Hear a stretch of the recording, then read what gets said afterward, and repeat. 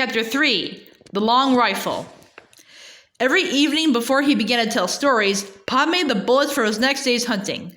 Laura and Mary helped him. They brought the big, long-handled spoon and the box full of bits of lead and the bullet mold. Then while he squatted on the hearth and made the bullets, they sat one on each side of him and watched.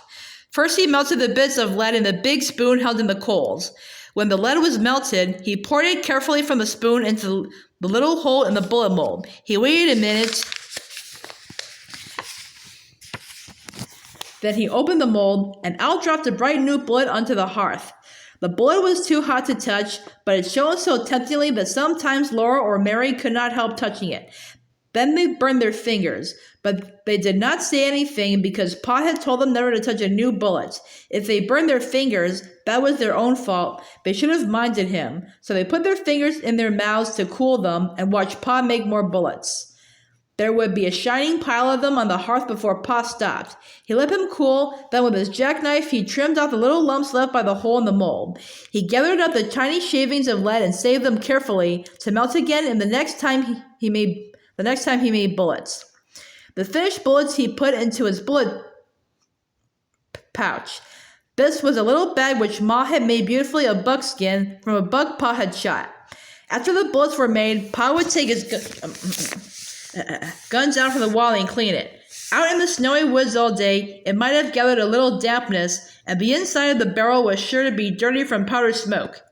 So Pa would take the ramrod from its place under the gun barrel and fasten a piece of clean cloth on its end. He stood the butt of his gun in a pan on the hearth and poured boiling water from the tea kettle into the gun barrel.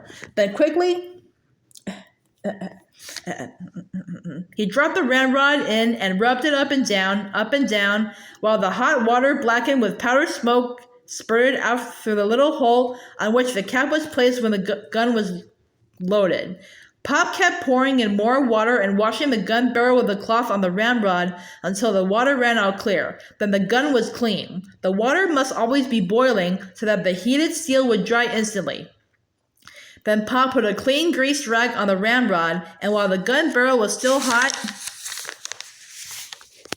he greased it well on the inside. With another clean greased cloth, he rubbed it all over, outside, until every bit of it was oiled and sleek. After that, he rubbed and polished the gun stock until the wood of it was bright and shining too. Now he was ready to load the gun again, and Laura and Mary must help him. Standing straight and tall, holding the long gun upright on its butt, while Laura and Mary stood on either side of him, Pa said, "You watch me now, and tell me if I make a mistake." Soon, they watched very carefully, but he never made a mistake. Laura handed him the smooth, polished cow horn full of gunpowder. The top of the horn was a little metal cap. Pa filled this cap full of the gunpowder and poured the powder down the barrel of the gun. Then he shook the gun a little and tapped the barrel to be sure that all the powder was together in the bottom. "Where's my patch box?" he asked them. Then, and Mary gave him the little tin box full of little pieces of greased cloth.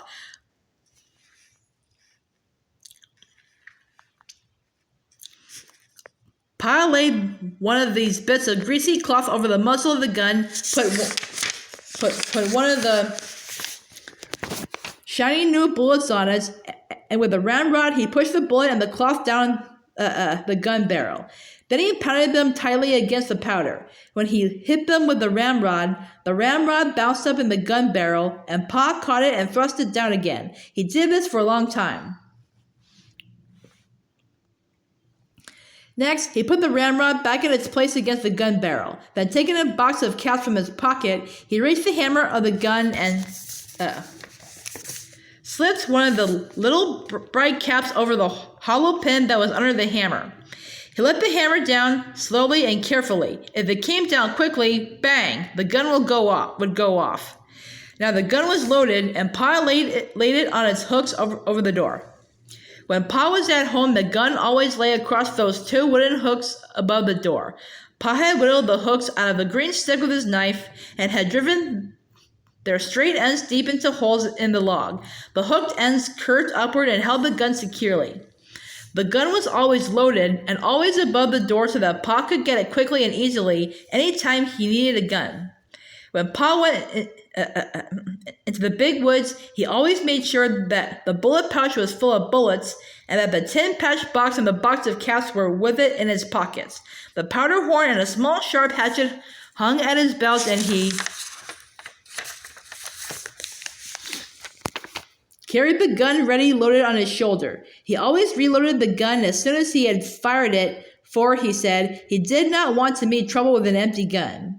Whenever he shot at a wild animal, he had to stop and load the gun, measure the powder, put it in and shake it down, put in the patch and the bullet and pound them down, and then put a fresh cap under the hammer before he could shoot again. When he shot at a bear or a panther, he must kill it with the first shot. A wounded bear or panther could kill a man before he had time to load his gun again. But Laura and Mary were never afraid when Pa went alone into the big woods. They knew he could always kill bears and panthers with the first shot.